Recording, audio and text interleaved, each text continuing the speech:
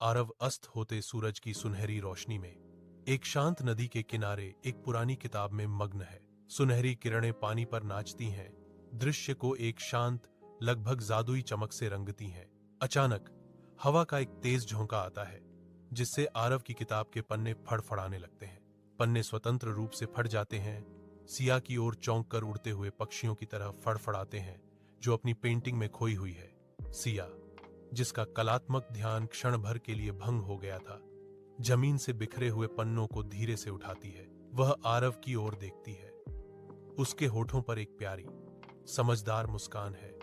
उसकी आंखों में एक मौन निमंत्रण है।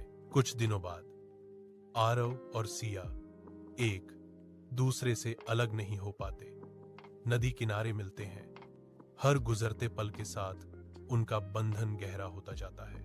आरव की आवाज एक अजीब सी मिठास कहानियां सुनाती है।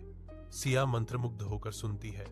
उसके होठों पर हल्की सी मुस्कान है। सिया अपनी उंगलियों को बहती नदी में डुबोती है, एक सुंदर फूल बनाती है, शांत क्षण में खो जाती है।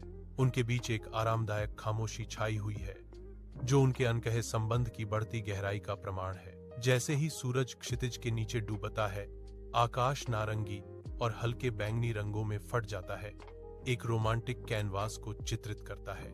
आरव और सिया नदी के किनारे करीब बैठे हैं। उनके हाथ हल्के से छू रहे हैं, जैसे सुनहरी रोशनी उन्हें गर्माहट में नहला रही है। आरव सिया की आंखों में देखता है। उसके होठों पर एक कोमल मुस्कान है, जो भक्ति का एक मौन वादा व्यक्त करती है। सिया की आंखें खुशी से चमक उठती हैं जब वह पलटकर मुस्कुराती है।